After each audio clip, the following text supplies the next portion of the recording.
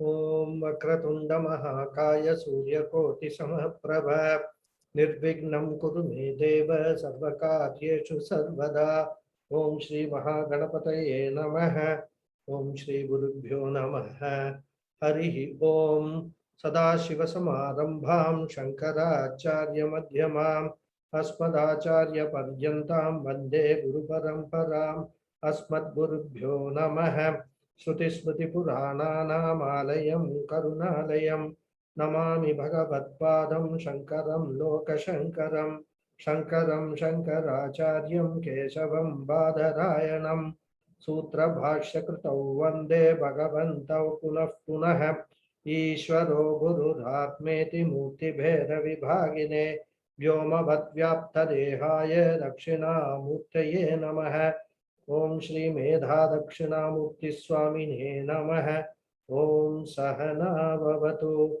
Sahano Bhunaktu Sahavidyam Karavavahai Tejasvinavadhitamastu ma vidvishavahai Om Shanti Shanti Shanti Harihi Om Shri Gurubhyo Namaha Harihi Om Satchidananda Rupaya Krishnaya Klishtakarine Namo Vedanta Vedyaya Gurave Buddhi Sakshine Krishna Dvaipayanam Vyasam Sarvalokahite Ratam Vedabja Bhaskaram Vande Shamadhi Nilayam Munim Sahasramurte Purushottamasya Sahasra Netranana Pada Baho Sahasranamam Stavanam Prashastam Niruchyate Janma Jaradishantyai. Namaste once again, all of you. Namaste, Guruji. Namaste. And, Namaste, Guruji. Namaste. Namaste, Guruji. Namaste. One small announcement before we start. 2 classes ago, I think the class before the last one, Mr. Narayanan had actually requested me for the meaning of a mantra, Veda mantra, Hiranyagarbha Garbhastam Hema Bijam Vibhavasupo. So I will be explaining that mantra in the satsang class after the talk is over. So those who are interested in knowing the meaning of that mantra, which is a mantra with all male, at least Brahmin families. Whenever we are giving a danam to a purohit, we will chant that mantra. So what does that mean? So we will see the meaning of that mantra. Okay. Thank you, Guruji. Thank you. During our satsang class. So I researched into it, so that I am ready with that. Okay. So now we will go to our usual namas. I think last nama we saw was Anuttamaha, if I am not wrong, right? Yasmat param na aparam asti kinchit. Nothing superior and nothing inferior to him. So there is Anuttama. Uttamaha itself means superior. So there is no one superior to him. That is Anuttamaha. Then the next nama is Duradharshaha. Duradarsha means the unassailable, the one who cannot be won over at all, who cannot be defeated, right? So here Adi Shankara takes a meaning, Daityadibihi darshayitum na shakyate iti duradarsha, right? So darshayitum na shakyate iti duradarsha means the one who is, as I said, unassailable, who cannot be defeated by asuras and rakshasas. Daityadi, he says. Daitya means asuras and rakshasas. Okay. So this is the traditional meaning as per Adi Shankara. But Pujya Swamiji adds a very nice angle to this meaning. He says that the Lord Almighty, Bhagavan, why is it is said that he cannot be overpowered? You cannot say that he is almighty and then that is why nobody can defeat him, right? Because Ishvara is very much within all of us. But the way we have to understand is, Ishvara's grace cannot be tapped by people who have Asura Guna and Rakshasa Guna. To tap Ishvara's grace, his anugraha, we require Shraddha and Bhakti. So he cannot be won over by those people who have got these Asura-like tendencies, no Shraddha, no Bhakti in anything other than money. They have all Shraddha, earning more and more and more. They don't even recognize there is somebody like Ishvara. And Swamiji says, Ishvara's grace is like water. It is very much present in the soil, in the subsoil rather. Okay, it's under the soil. But it is not still available for a thirsty person. If a thirsty person has to have that water, he has to put in a certain effort. He has to dig and then take the water and drink. So one must tap that water with some special effort. Similarly, the grace or anugraha of the Lord also must be tapped with Shraddha and Bhakti. That is very, very important. Many people say, I do Vishnu Sahasranamam, I do so many things, nothing is happening. Are you doing with Shraddha and Bhakti? The question they should ask themselves. Do you have a faith in what you are doing, that by doing this, this will happen? Or just because somebody has told you, you do all these things, you keep on doing. And while doing, all your thoughts are somewhere else. Your mouth is chanting the Vishnu Sahasranamam, but your thoughts are not what your mouth is saying. So that is the Shraddha and Bhakti one needs to have to tap Ishvara's grace. And if you do that with Shraddha and Bhakti, Ishvara's grace guaranteed will be there. In fact, if you have enough Shraddha, you can even tie Ishvara down. Otherwise, he is invincible for all Asura-like people. And Puja Swamiji quotes from, Krishna's, this Gopika, one instance.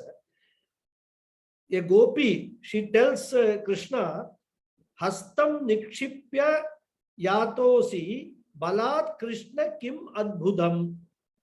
What is the wonder? If you wriggled out of my hand by sheer power of your physical strength. You are a man who can do that. You have got the physical strength. But hridayat yadi nirgyasi ganayami te paurusham. I can reckon with your physical strength, I can admit, but I can say that you are a man if you are able to get out of my heart. That is your paurusham.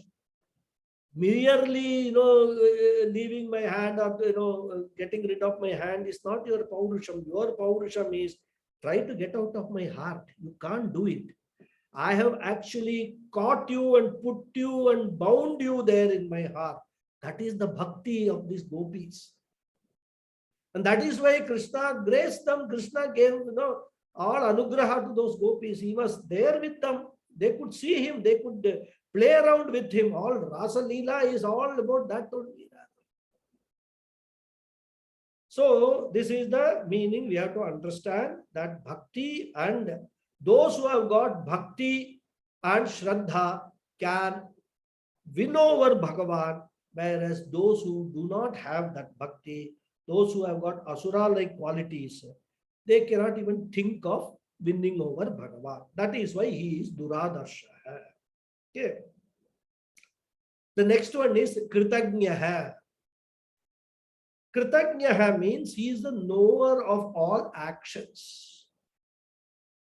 Praninam punya punyatmakam karma kritam janati iti Kritagnaha. This is how Adi Shankara describes this nama. So the Lord is known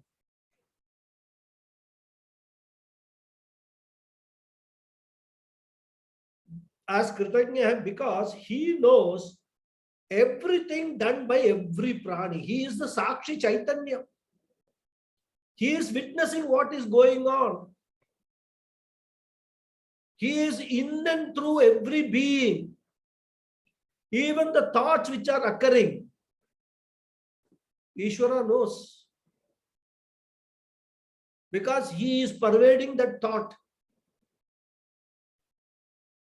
So, all punya, papa, everything that we do is known to Bhagavan. Many people think nobody is seeing me, so I can get away with this. Bhagavan is seeing, Within you, he is sitting right inside you and seeing everything that you are doing. All good things and bad things. Okay. So,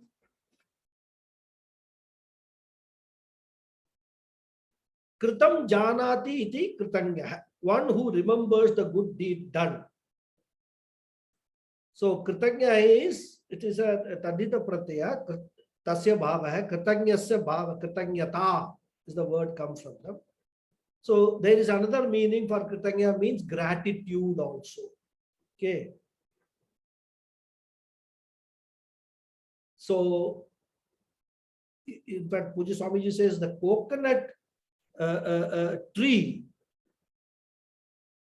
is cited as an example of kritanyata. Kritanyata means gratitude. Because the coconut tree, when it grows, people will throw all sorts of dirty water, everything in that coconut tree. It doesn't matter. All that, you have done a lot of cleaning of vessels in your kitchen, and that dirty water, go and put it in the coconut tree. You can see this in our villages very often. But despite all that, it takes all this dirty water, but it gives out what? Pure water, precious water in the form of coconut water. So the kritanyata, even when you are giving the dirty water, the coconut tree is thankful to us that at least you are giving me water for me to grow. In turn, I will give you pure water. So this is the example Swamiji quotes for kritanyata. So even though the whole world, the whole society may curse us, may misbehave with us, throw us into the dumps, our attitude should be, whatever little bit possible, let me actually do something good to this society. Good to whoever has done even bad things to me. This is the another meaning of kritanyata. We can take kritanya. So here we are talking about Ishvara. So we have to ask the question that in the context of these meanings, what is it that he remembers and is grateful about? Isn't it? Ishvara should be, here we are saying that Ishvara is grateful about, he is kritanya. He is the results of, he is the giver of the results of all our action. He is a karma phala data. So even when we offer anything, patram pushpam phalam toyam, even a drop of water we offer,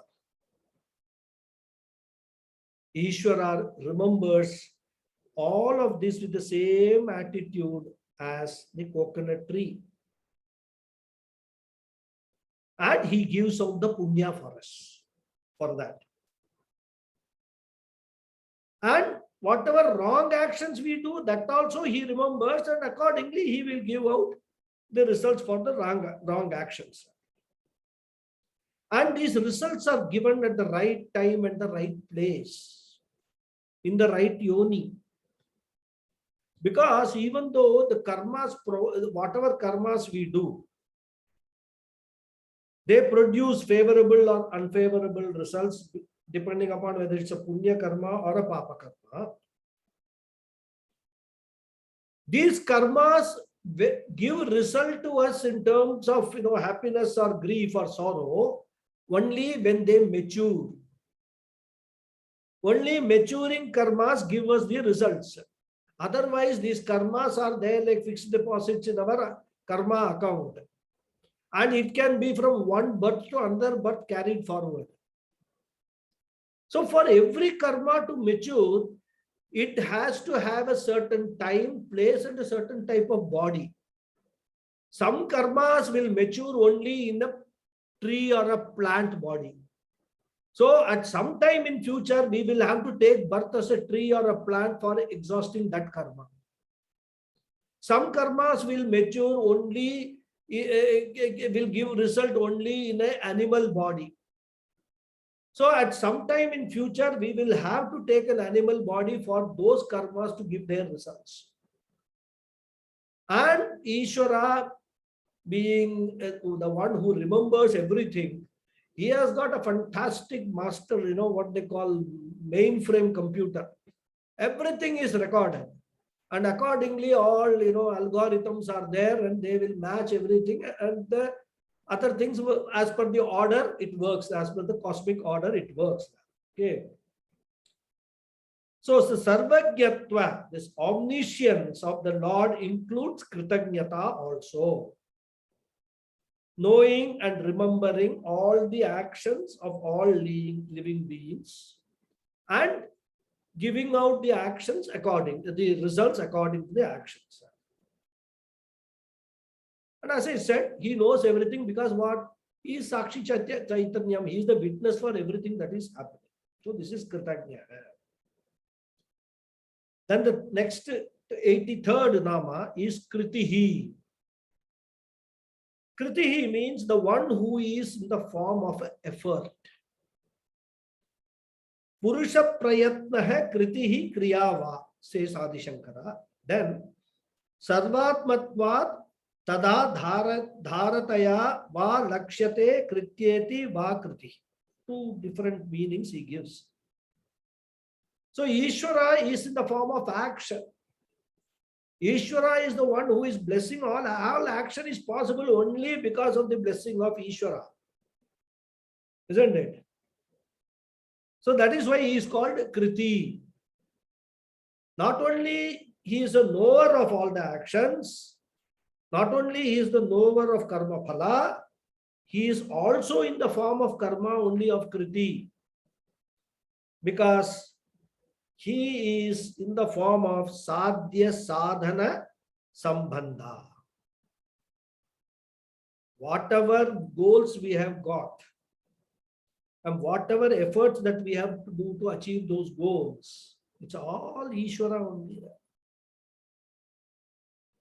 And what is that Ishvara? It is the law of Ishvara. Ishvara is not an entity here. You have to understand Ishvara is the order. The order which is this entire universe functions smoothly. So in the form of order, Ishvara is the one who is the doer also. And he is the one who determines the means to achieve the end.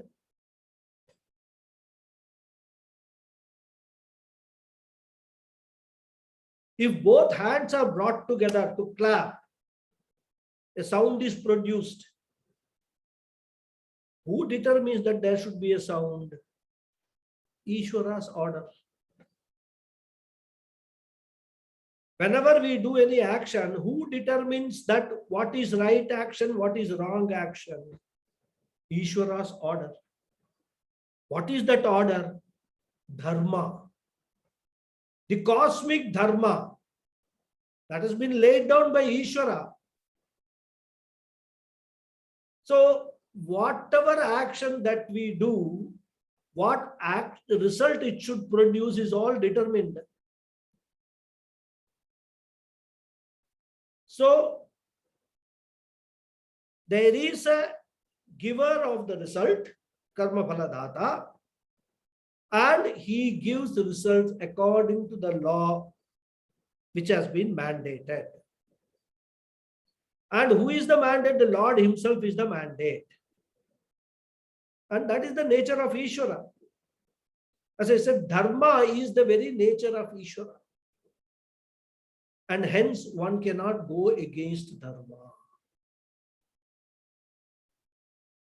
And some thought is coming in my mind. It will drag on.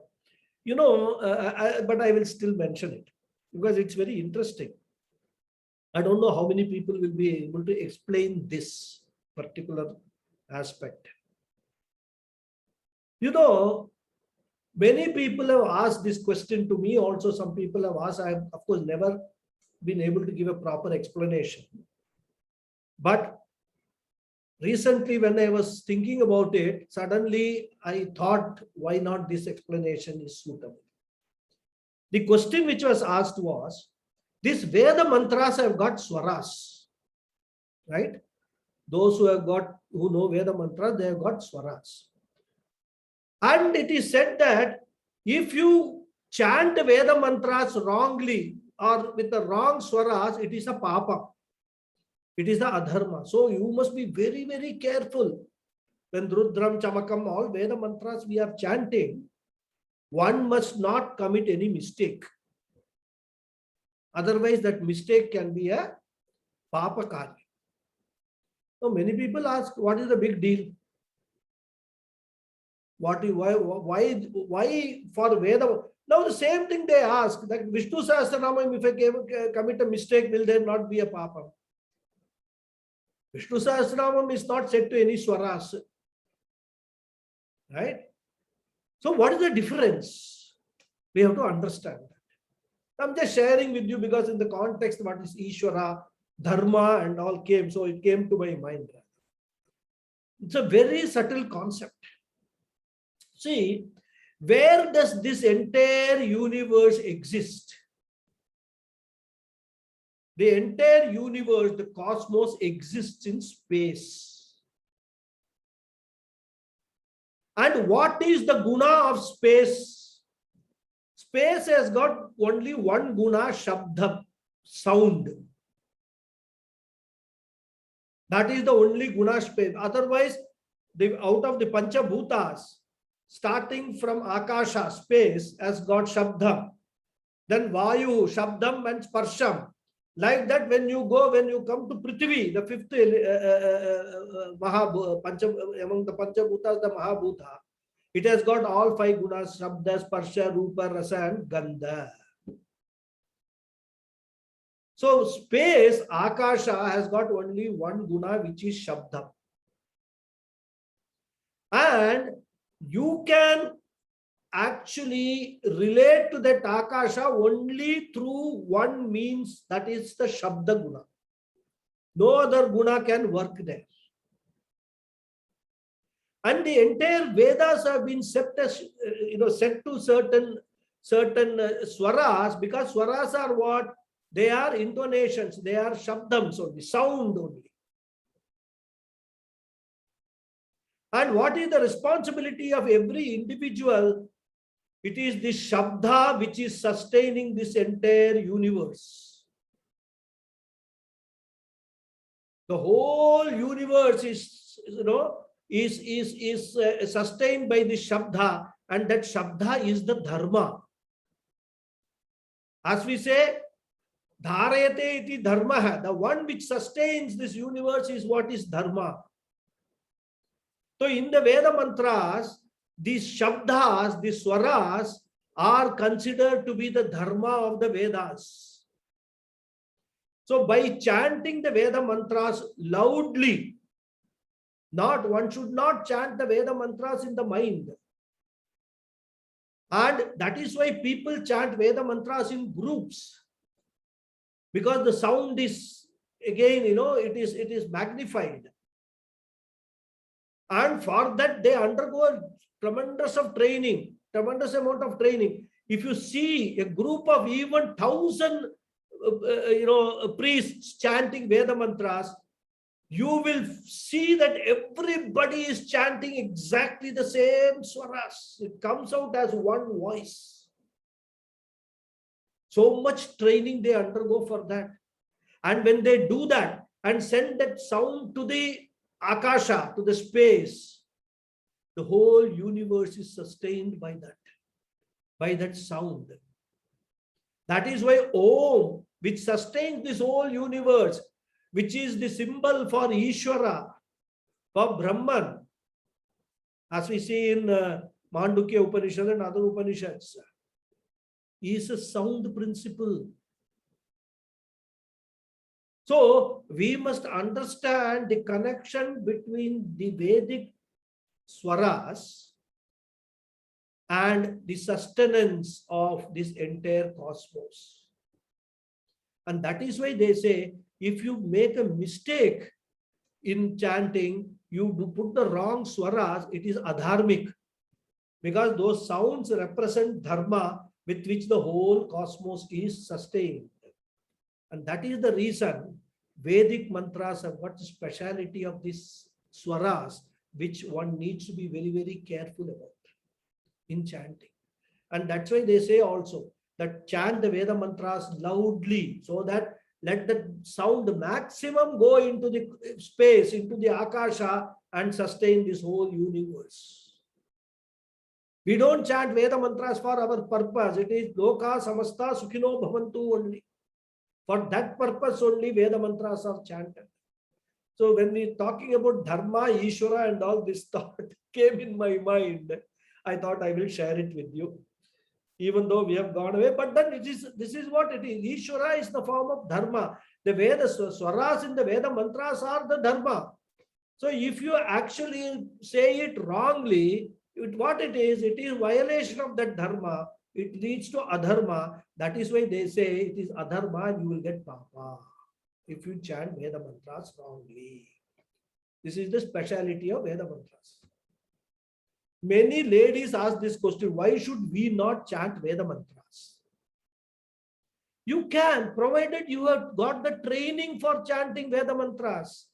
You cannot learn Veda mantra chanting by listening to some audio clippings and things like that and all. You must learn it from a guru who has been trained to chant the Veda mantras.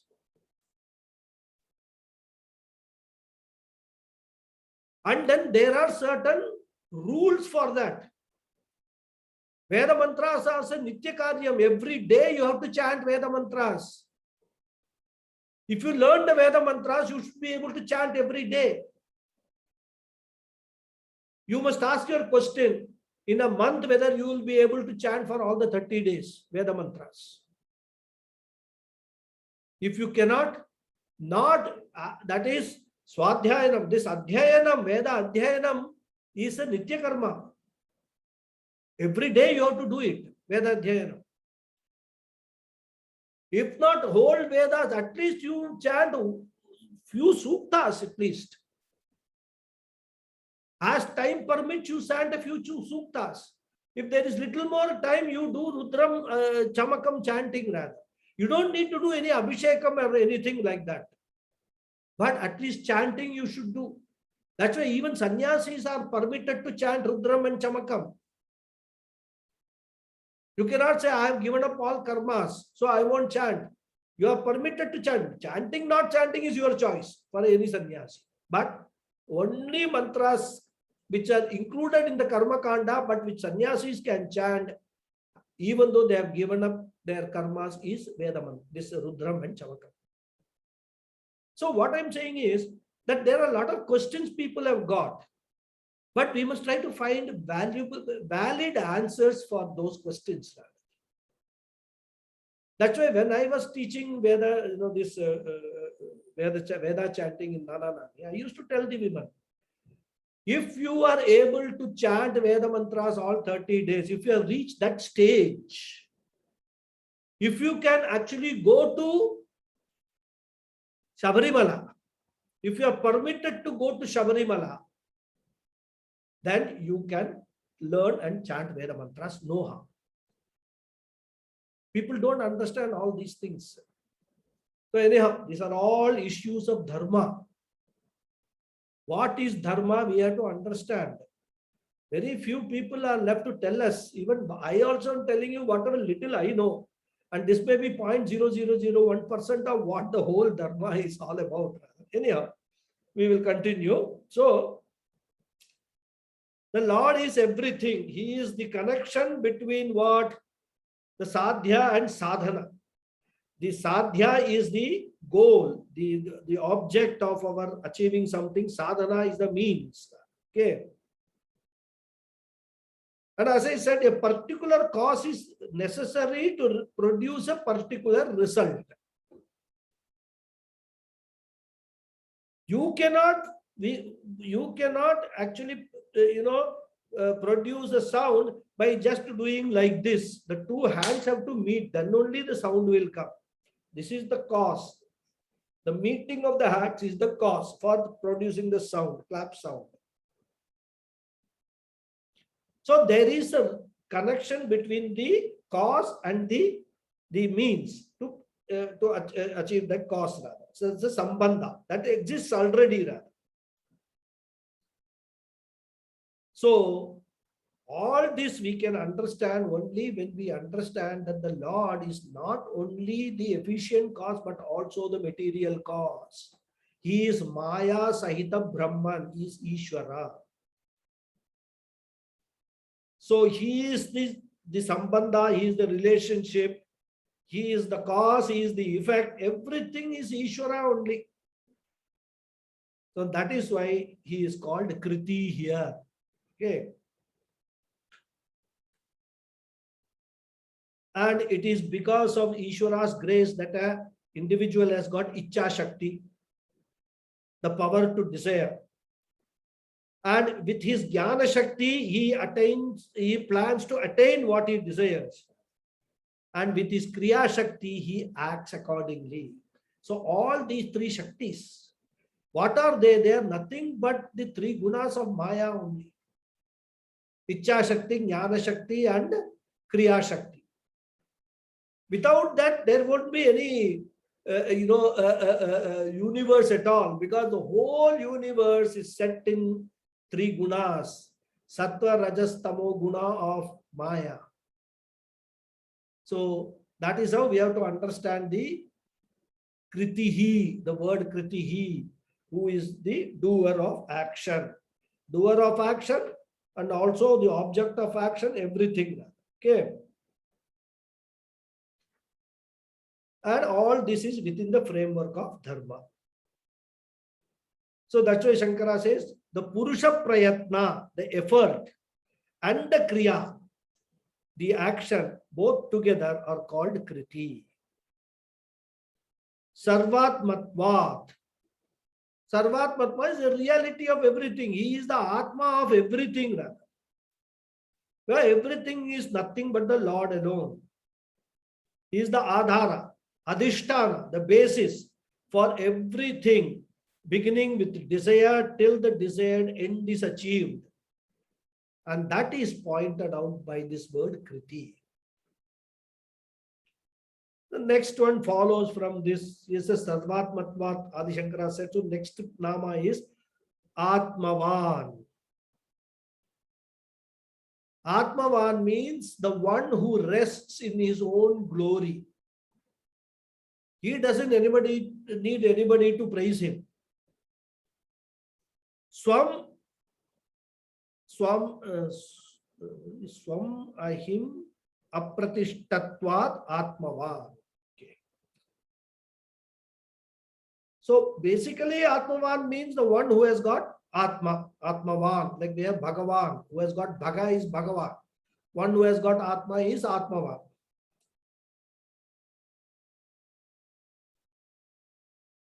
Some places in our scriptures, this body mind sense complex, Karya Karana Sanghata, is also called Atma. Okay, referred to as Atma. Because the Ishvara, Bhagavan, Paramatma pervades this body mind sense complex, so that is why it is called Atma. So one who is a person who is under control with oneself, that is, he is able to manage all his body, mind, sense complex. In other words, one who is not taken for a ride by his fancies, all types of desires, he is called an Atmavan. Therefore, one should go by one's right choices. And there should be, Pujya Swamiji said, there should be no helplessness in making the choices. There can be mistakes due to lack of knowledge. That is understandable. Because as human beings, we have got limited knowledge. But in spite of the knowledge, one may not be an Atmavan, one may not be in control of one's faculties. One may be often driven by impulse and past habits, and he may regret it later. Such a helpless person cannot be an Atmavan. And this is the situation of an individual. But Pujya Swamiji point out, we cannot say Bhagavan has got Atma and that he is a together person. He is not always in control of all his faculties and all that. Because if he is Ishvara, there is no need to point out that he is a together person. Therefore, the word Atmavan should mean something else, he says. So here Atmavan means he is with himself and not dependent on anything else. This Jiva, the individual, is Atmavan because he has got Satchidananda Atma. Every sense organ is a sense organ because of that Atma, the consciousness principle. Truth of everything is Satchidananda Atma. The entire Jagat is perverted by that consciousness, so we can say this entire Jagat is got has its being in Satchidananda Atma. Therefore, the Jagat is Atmavat. So everything what pure existence and pure consciousness, and that is the reality. And that is because of this Atma, which is existent consciousness. So that's why Adi Shankara says, and Ishvara doesn't require all these things. He is what? Swam ahim pratishtatvat. Being established in his own Swarupa, in his own Mahima, in his own glory, he exists. He is Atmavan because he is, he doesn't need anything else to exist. He is existence himself. So that is the meaning of the word Atmavan. So next we will now go to the next sloka. I will chant the sloka. Suresha Sharanam Sharma Vishwaretav Prajabhavah Ahat Samvatsaro Vyalaf Pratyaya Sarvadarshanaha. So this sloka has again got 10 namas. Suresha hai, Sharanam, Sharma, Vishwareta hai, Prajabhava hai, Aha hai, Samvatsara hai, Vyala hai, Pratyaya hai, Sarvadarshana hai. So this has got 10 namas. So we'll see one by one. Suresha. Suresha means he is the Lord of all Devas, Suras. Suranam Devanam Isha Suresha. Supapado va Radhatuhu. Adi Shankara now comes grammar portion. Also he adds that. Shobhana Dhatrinam va Isha Suresha. One more meaning he gives. So he is Isha. Isha the Lord. Isha means Lord.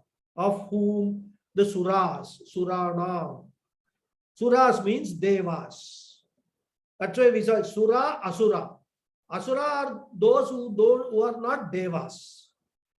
Devas are bound by Dharma. Asuras are not bound by Dharma. In the sense, they don't follow Dharma. That's why they are Asuras. Okay. And Sura need not necessarily always mean Deva. Even the people who are in Swargaloka, the Jivatmas who are in Swargaloka, they are also called Suras. Ashushu Ramate iti Asuraha. So the one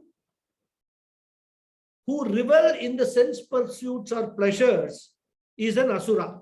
That is how the Shastra defines an Asura. They are only behind sense pleasures. So such a person is bound to go against Dharma only. So an Asura need not necessarily be a demon also, like what we have normally seen in our Itihasa and all that. Because when power and position are the priorities for a person, then Ishvara is only the end in the list of his pursuits. And Ishvara is not a priority. As opposed to that, a Sura or a Deva, a person who is not, I mean, when we say a person is in Swarga Loka, we can take that also, Swarga Loka as here itself, a person who is not driven by this materialistic things, who has got a very, a predominant Sattva Guna. For him, the only priority is Ishvara, Bhakti, Jnanam. These are the priorities for him. He is also a Sura.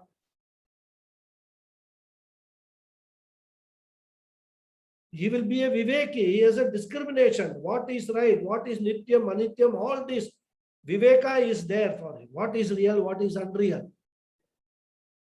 What is to be pursued? What is right? What is wrong? He has this Viveka. So he is a Viveki. He is a discriminative person. That person also you can call him a Sura. And he leads a life of Dharma. Thus, when we say Suresha, the Lord, he is the Lord of all the people who lead a life of Dharma. He is not the Lord of Asuras who don't lead a life of Dharma. Then Adi Shankara says the word Suresha can be also split.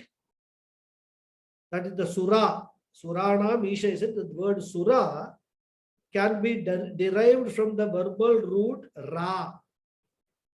There is a verbal dhatu in Sanskrit, Ra, means giving. With the prefix Su. Su upasarga, Ra dhatu. So, Shobhana Dhatrunam Ishaha, the Lord of all those who bestows, gives good to others. The Devas are all there to do good to all living beings. Surya Devata, Varuna Devata, Vayu Devata, Agni Devata. What do they do? They are there to give us only good things. Surya Devata gives us all the energy that we require to survive in this world. Isn't it? Does Surya Devata take anything back from us? Charge us, send us a monthly or a yearly bill. I have provided so much energy. Today, people are tapping that Surya Devata's energy and selling it. Solar energy. They don't pay anything back to Surya Devata from where which is the source for all this energy. So all Devatas, similarly Varuna Devata, rains, Kale Varshatu Parjanyaha. Right time it rains, crops grow, we are able to eat. Have we ever thought, what do we give back to the rains? If at all we are only spoiling what the rain can do by doing all the things and global warming and also even the, we are actually torturing the Varuna Devata. It is not able to follow its own dharma of Kale Varshatu Parjanya. It is not able to follow. Why? Because we human beings are responsible for that. So all the devatas, what he says, Shobhana Dhatrinam, they always do good to the whole living beings only, without expecting anything back. So the Lord of all such devatas, so even any human being, if he does good for all the people without expecting anything back, even though he may be tortured by the people, he may be troubled by the people, if he does that, he can also be called a devata. That's why many people, because devata hai, he's a devata, we say. Why do we say? Because he's of that nature of giving, not taking. And so the Ishvara is the lord of all these devatas, and the leader of this devata is Indra, and Ishvara is in the form of Indra also, rather. So that way also we can say he is the lord of all the devatas, right? And all of them function because of the law of Ishvara. That is what is the Sureshaha. Then the next one is Sharanam. Sharanam means ultimate refuge. Okay. Sharanagati. Artanam Artiharanat Sharanam.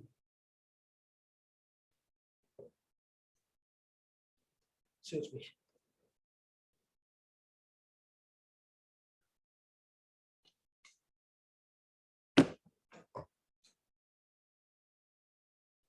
So Ishvara is Sharanam, is the final refuge.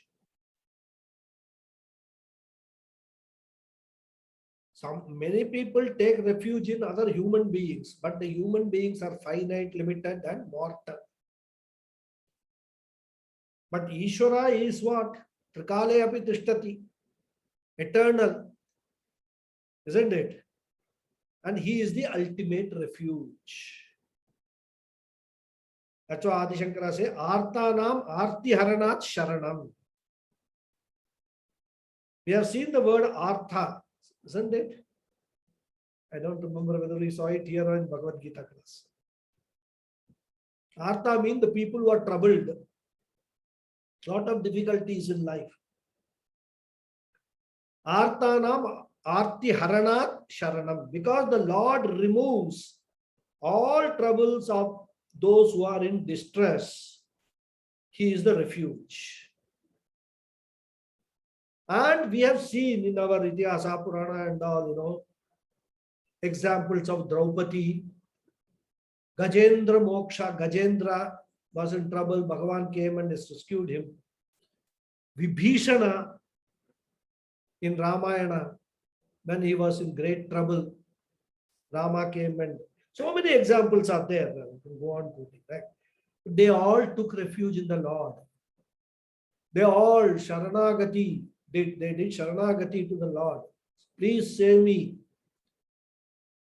So he is the altar of surrender, both for those who seek freedom, like us, freedom from distress within samsara, and for also those who seek freedom from the distress of samsara itself. That is, those who are who are pursuing moksha marga. So he is the Sharanam for both type of people. So he is the giver of the fruits of action. So as a rule, he removes the distress of people who are in distress and who has sought refuge in him. That is very important. Seeking refuge in Ishvara is very important. You are in trouble, you don't call Ishvara, you don't seek refuge in him, you don't pray to him, and then you blame Ishvara for causing all the trouble. Trouble is caused to you because of your own past action, and the only person who can save you from the trouble or at least mitigate the trouble is Ishvara. But you don't approach that, and then you blame Ishvara that Ishvara is not doing anything for me. So the Devatas also, in the Shastras, it says that they have also got the power to remove the distress. So that's why in Jyotisha Shastra, they will say, if you have got some problem, they will see the horoscope and say it is because of Shani Devata, this Devata, go to Shani Mandir on Saturday and light a lamp and all that. So it is believed, as per the scriptures, that Devatas have also got power to relieve your distress if it is caused because of some horoscope which is a presentation of nothing but your past karmas. But that power of the Devatas, from where they have got from Ishvara only, isn't it? To get that power, even Devatas have to surrender to Ishvara. They have to take Sharanagati to Ishvara. When they are in distress, Devatas themselves are in distress, because they are also Jivatmas. They can also be in distress.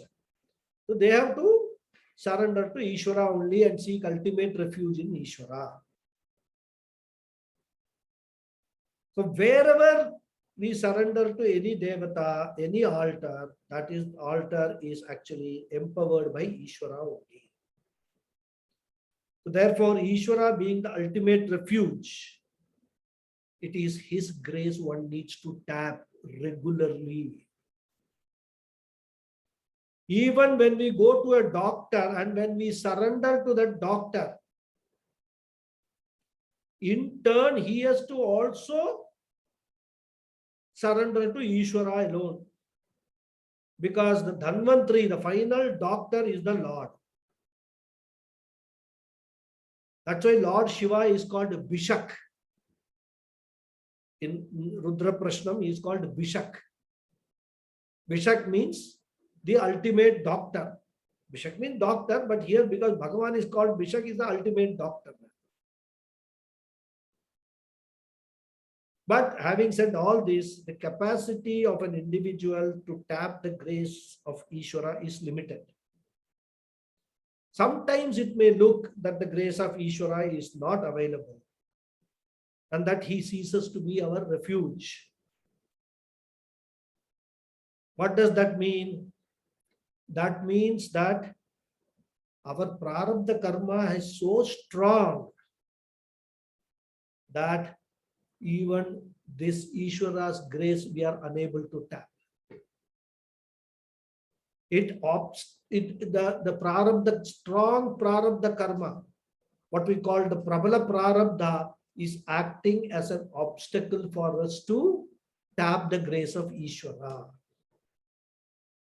So that also we see some people, they are in deep trouble, but still they are not able to go to Ishvara and take refuge in Ishvara is because of this, that the result of that karma is so strong that they don't do it at all. They can't even think of doing it. But all said and done, we need to understand that the ultimate refuge is Ishvara only.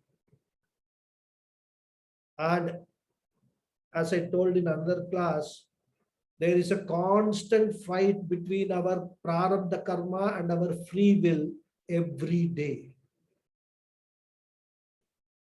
Sometimes prarabdha karma wins, sometimes free will wins. We need to use our free will to win over the prarabdha karma by taking refuge in Ishvara. That is how we can at least minimize the effect of prarabdha karmas. So that was the 86th Nama. Now 87th Nama, we will see Sharma. Sharma here means the one who is in the form of Ananda. Paramananda Sarupatvat Sharma, says Adi Shankara. He is Sharma because his Swarupa, his very Swarupa is limitlessness, limitless happiness. In fact,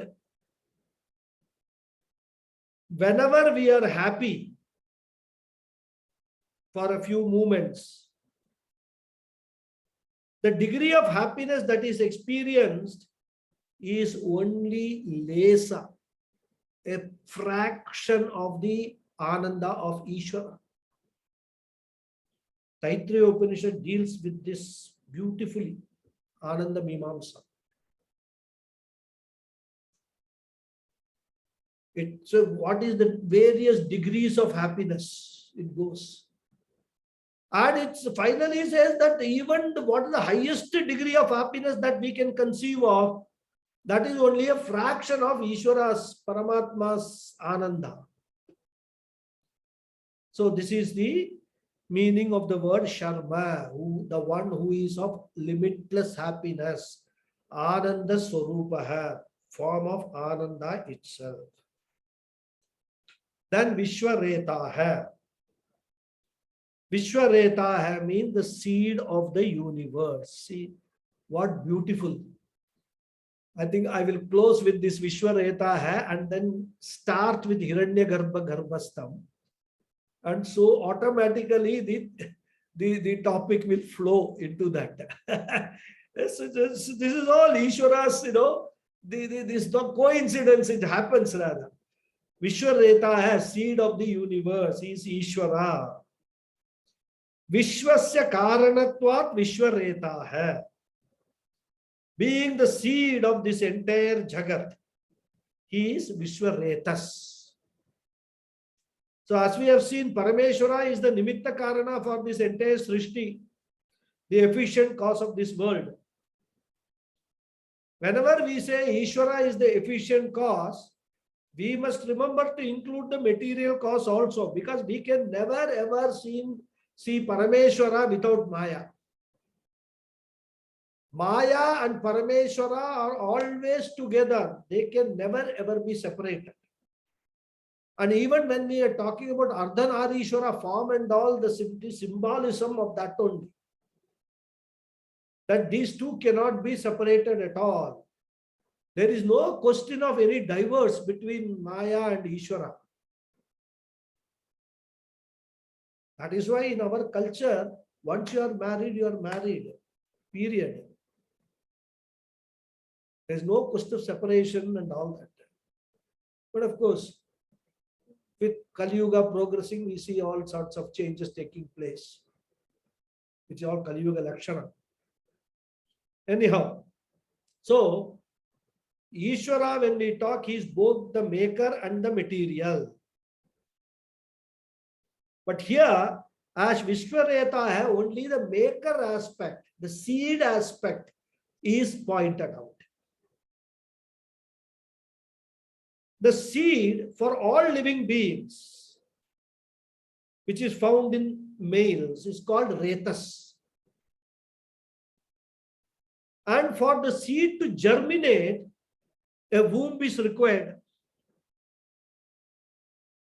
Like Dharti, this earth is the womb for all the plant seeds to germinate. So the Lord himself is the seed. And we can extend that meaning that the Lord is also in the form of the womb. And this is actually described by the word Vishwaretas. Okay. So we will stop here and then continue in the next class. I'll say the prayers. Om Purnamadav Purnamidam Purnat Purnamudachyate Purnasya Purnamadhaya Purnameva Vasishyate Om Shanti Shanti Shanti Harihi Om Shri Gurubhyo Namaha Harihi Om. Thank you all. So as I told you in the beginning, I am going to explain the meaning of that mantra Hiranyagarbha Garbhastham Hema Bijam Vibhavasoho Ananta Punya Phaladam Atashantim Prayachame. This mantra I am going to explain. It's a very little bit involved explanation, so it may take about 5-7 minutes. So those who want to know this can stay, or those who have got some questions can stay and raise the questions after this explanation is over.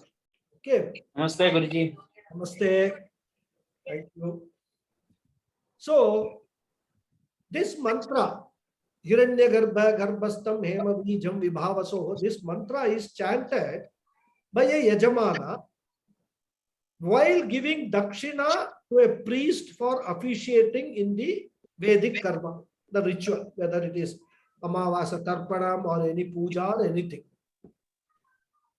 And this mantra is followed. After chanting this mantra, there is a description of the what puja was performed.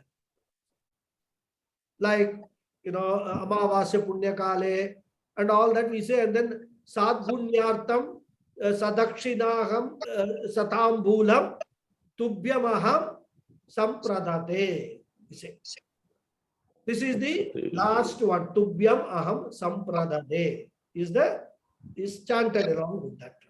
Okay. Na mama also is told. Na mama is not mine.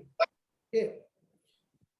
So from a grammar point of view, we have to rearrange the words of this mantra and also supply a few words to make it a complete meaningful sentence. What will be that? So we have to do the Anvaya of this mantra.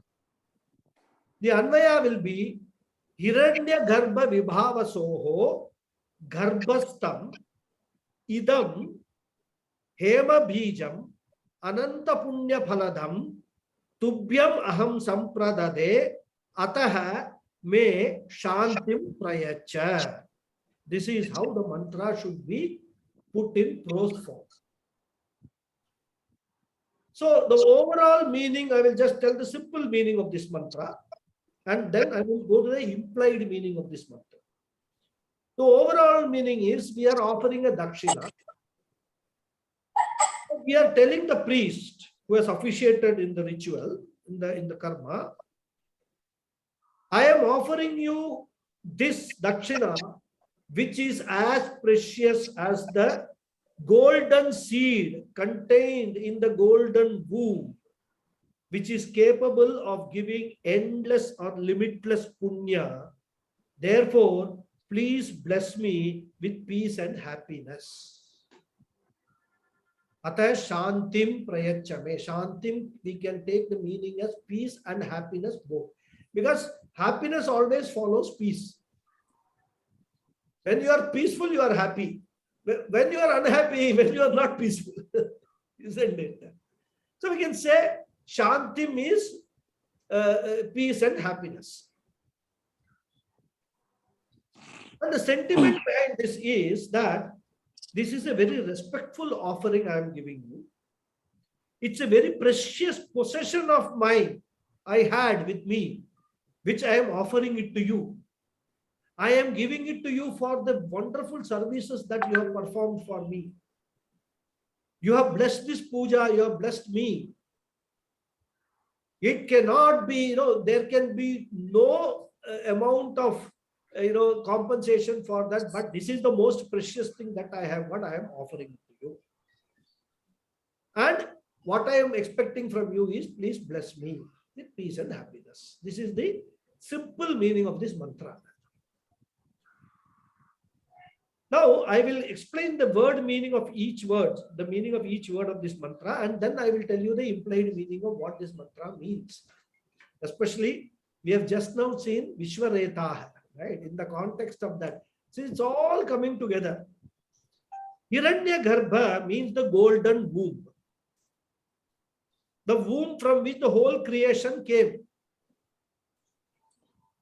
And here we have to actually, the reference to gold means it is not physical gold, but it refers to the value, the preciousness of this golden, the womb of this entire universe.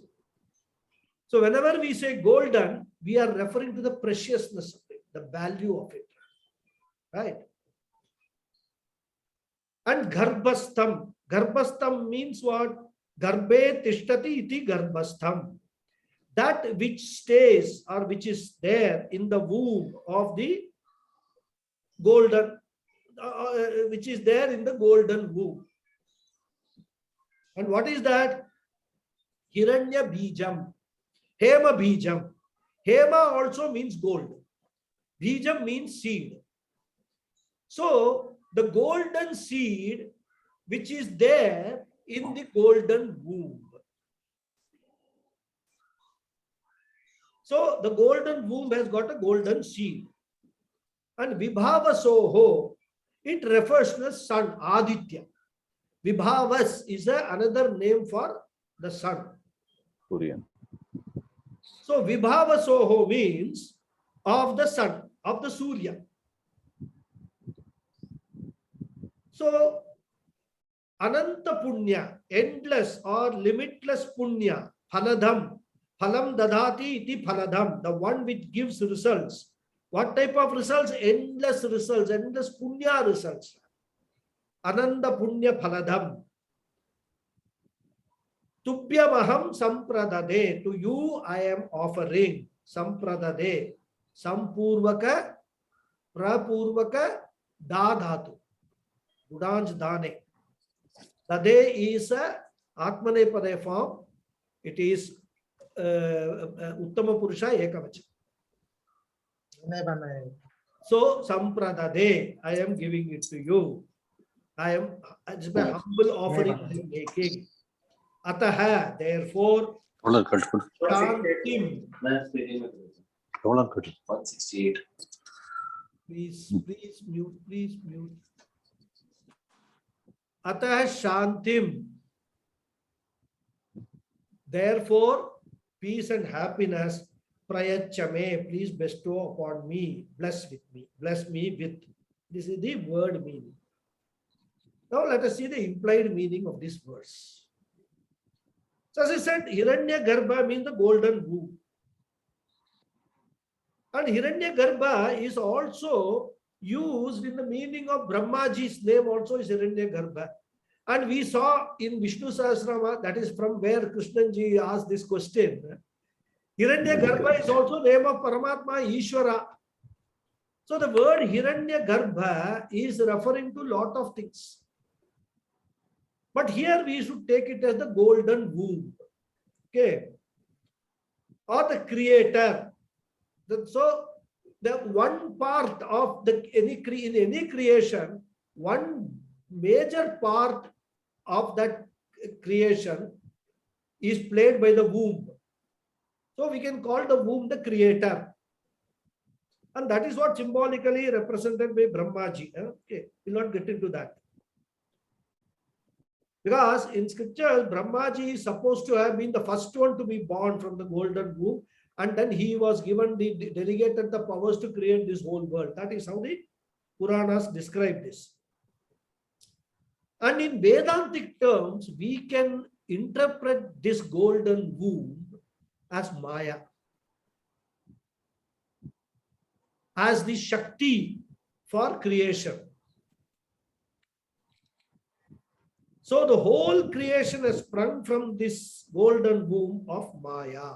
We can take it in Vedantic terms. But a womb cannot create anything on its own. It requires a retas, a seed. Isn't it? And that viryam or the retas is supplied by vibhavas. And vibhavas, I told you, is the meaning of another name for sun, Surya. So how does this two fit in is the question. The answer is in our scriptures, especially in Vedanta, or why even Vedas, whenever we talk of Brahman, we take sun as a what you call synonym for Brahman. Sun is referred to, is the example for Brahman for so many things, for its qualities of blessing everything without being affected by anything. All that, there are so many Vedanta classes there. I'll explain all that. So Vibhavas is given this status of being Brahman. That is why those who do Sandhyavandana Mantram, regularly, they will know that before we do all those Tarpana, Adityadi Tarpanam. What is the Sankalpam we do? Asavadityo Brahma, Brahmaivaham Asmi. We take water and put it like this. Supposed to be a pradakshana, but we are told take water. Asavadityo Brahma, Brahmaivaham Asmi. Asau Aditya Brahma. Tad Brahma Aham Asmi. With that visualization, we do all this tarpana. So, the reference to Aditya as Brahman is there in the Veda mantras. In our Sandhya Vandana mantras, every day we do. Whether we understand the meaning or not is a different question. So, Aditya Vibhavas is referred to as Brahman in the scriptures. That is the meaning we should take here. So, the seed is provided by Brahman. Okay. So, golden womb is Maya, seed is Brahman. And there is one more source for this. Bhagavad Gita, 14th chapter. Bhagavan Krishna says in that, Mama yonir mahad brahma tasmin garbham dadhamyaham sambhava sarva bhutanam tato bhavati bharata. He says, hey Bharata, hey Arjuna, my Maya is the primordial cause out of which this entire universe, everything grows, has actually been created, and which is sustained also. And I impregnate that Maya, right? What he says, Tasmin Garbham Dadhamyaham Mama Yonir Mahad Brahma. So there again he is saying that I am the one who is supplying this retas for Maya to create this whole world. And the creation is what is the most precious thing, isn't it? So beautiful, so precious.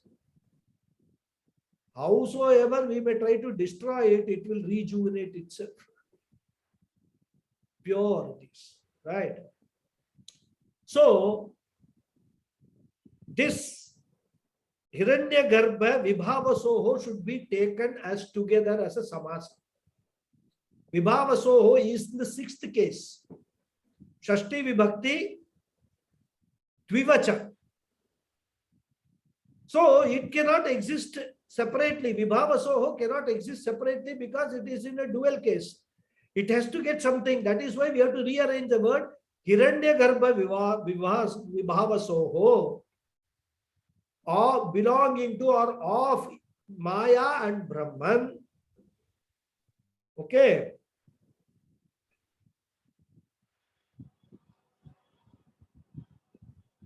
So this seed, this Hema Bijam, belonging to these two, Maya and Brahman, which is the most precious thing. This Dakshina is, equivalent to that seed.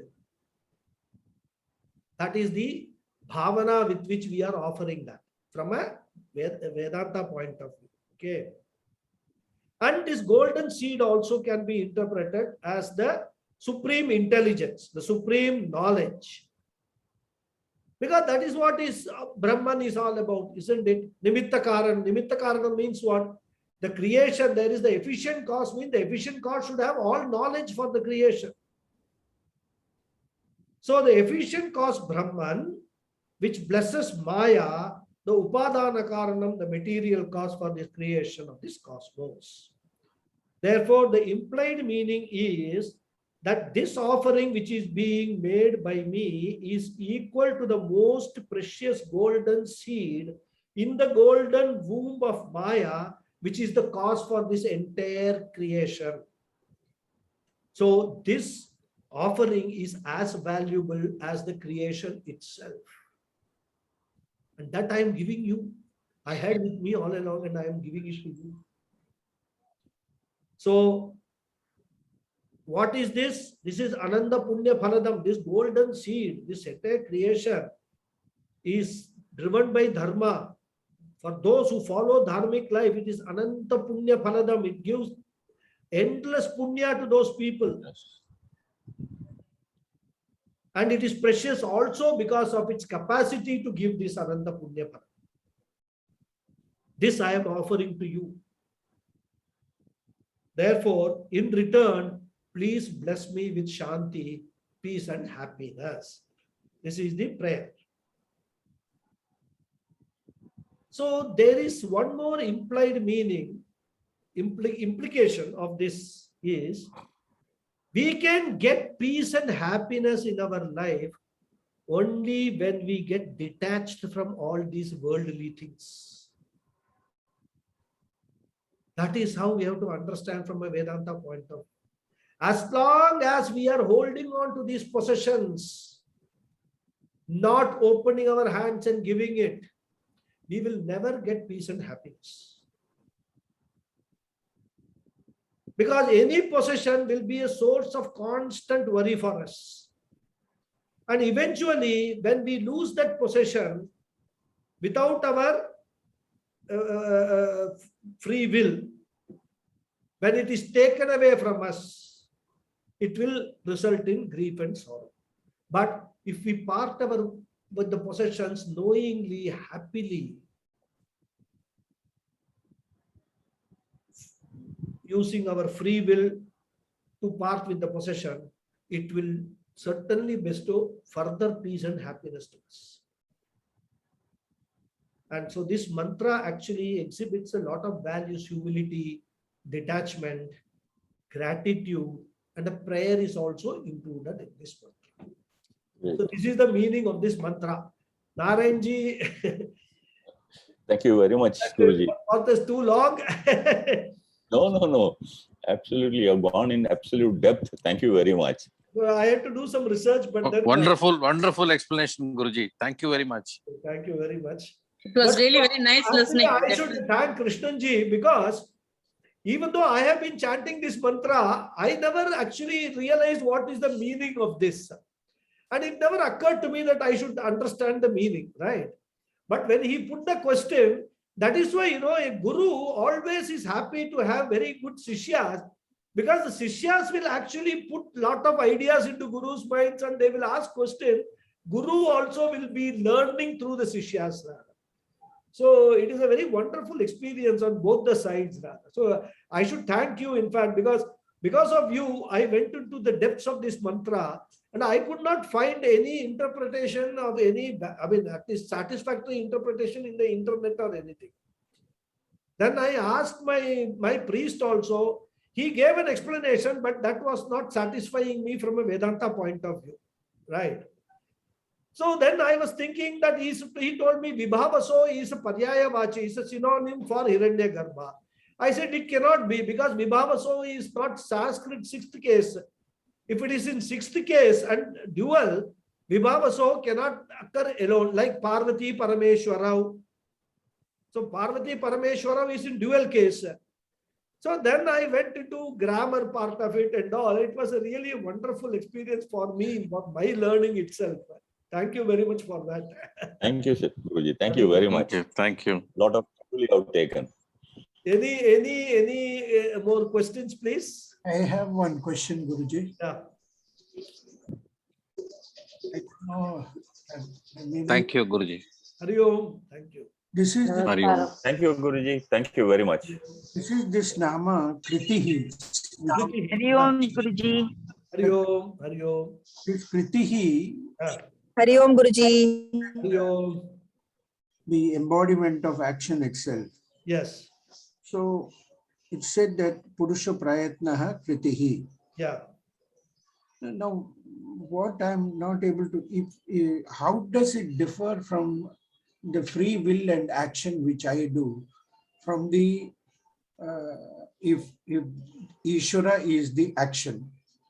I don't know whether I am able to See, ask properly. no. Correct. You're asking the right question. What is Prayatna? Effort. Prayatna is nothing but the exercise of free will. Isn't it? The effort that we put in for achieving anything is nothing but the expression of our free will. Even setting the goal is an expression of our free will. The effort that we put in to achieve that is also an expression of our free will. But what is that free will being pervaded by? How does the free will act? Can it act on its own? Is free will a sentient thing or a jada? Ask the question. Anything to do with our body, mind, sense complex is actually insentient. It cannot do anything on its own. Even free will we cannot do on our own unless this entire body, mind, sense complex is pervaded by Parameshwara. By the reflected consciousness that we have, what we call Jivatma, that Atma has to pervade and enliven this entire thing, and that's how we can exercise that free will. So whether we say it is a goal, that's what he says. Kriyava, the action, effort, all these things are all Ishvara, because of Ishvara's blessing only we are able to do all these things. And because of that he is called Kritihi. Have I been able to make you explain it, logically or at least reasonably well? I don't know. No, you have been able to explain to me, but what I'm not able to get. So he is the action. So yes, what is my action? Is there anything like that? There is no me. There is no me. There is no me. That is what we have to finally understand. There is only one reality, Brahman. Right? Yes. Whenever we say I and all that, that is all false notions we have actually, because of our ignorance of that Brahman, the reality of that Brahman, we are using all these expressions. There the free will is what is actually separating us from understanding that Brahman. And that free will is what? Is nothing but a result of your ego. That aham kara hai, aham karta, I am the doer. You are actually, Vedanta says you are not the doer. The moment you understand you are not the doer, you are not the enjoyer, you will understand the real nature of Brahman. What you are. Aham Brahmasmi, you will understand the moment you let go of this free will and this ego. We all claim free will. As long as we are in the path, in the journey, as long as we are in this Vyavaharika world, usage of these terminologies is not a problem at all. Because that is what we have got free will, I can do this, I can do that, is all very fine. Vedanta says keep on using it. But eventually, if you want to get rid of this samsara life, stop using these words. These are not you. All are mithya. Free will is mithya. Ego is mithya. These are all what you have done is superimposed upon Brahman and taking that to be yourself. Because Brahman is there present in you, so close to you. In fact, the example Shastra gives is, there is a crystal, right? Pure crystal. But what you do, you keep a red color flower behind the crystal. Now, how will the crystal look? It will look red. Originally, the crystal is pure. But because of the superimposition of this flower, this crystal looks red. All that you have to do in Vedanta is remove that flower and understand. You cannot physically remove, as in the case of a crystal and flower, cognitively remove that flower. Cognitively remove all the appendages or superimpositions that you have done on that Brahman because of your ignorance. Once you gain that knowledge, then Aham Brahmasmi will make sense to you. Till such time, Aham Brahmasmi will not make any sense to you. That's why Swami Paramathananda says, and that is what, Mandukya Upanishad deals with it very beautifully. It analyzes the three states of experience. As long as we are in a dream state and we are dreaming as a dreamer, all the dream that we are experiencing will look very real, isn't it? Yeah. Even we will have a dream body. We will be doing so many things. We will be using our free will in the dream. We will be doing all that. As long as we are in that state, the dream is a reality for us. For a dream is a reality for a dreamer. But when we come to the waker stage, what happens? We understand the dream was not real. It was only a projection, which that projection came from where? It was not that some cinema theater, somebody else's project. My mind, the body's mind sense complex was projecting that in my mind. And that is why I was dreaming. We understand that when we wake up. But now we take the waking stage as real. So what we have to do? By getting this Atma Jnanam, Brahma Vidya, we have to become super waker. When we become super waker, a Jnani, this entire waking world we will understand is as unreal for a waker as the dream world was, as unreal for a waker as the dream world. For a super waker, this world, this entire prapancha will be as unreal as that. Excellent. For that, we have to become a super waker. And that is the whole pursuit of spiritual journey rather. Till such time, whatever you say free will, ego, all that thing will look like very real. But there is no reality in that. That is what it is. Very good. Very excellent. Thank you. Thank you so much. Hari Om, Hari Om. And thank you. Any more questions? Hari Om Guruji. Namaskaram Guruji. Namaskaram. Thank you. Hari Om. Thank you all. See you next Sunday. Thank you. Thank you.